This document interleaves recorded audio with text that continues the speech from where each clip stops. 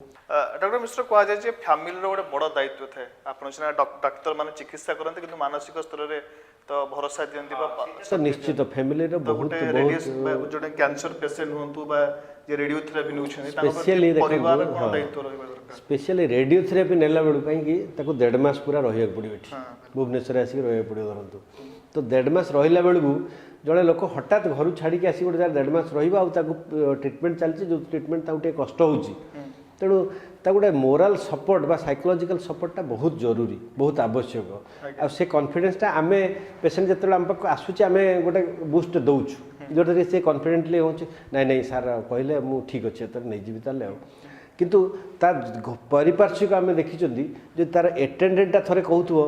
Sir बहुत reaction हला कोन करिया सर टिके गोटे भलो औषध दियंतु से लोकटा डिमोरलाइज हो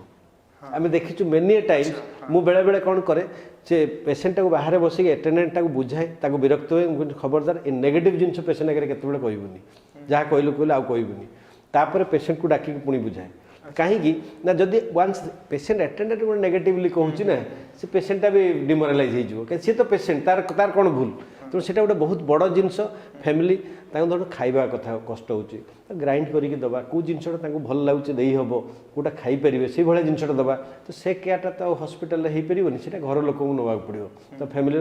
डेफिनेटली माने गोटे बड़ रोल रोचे।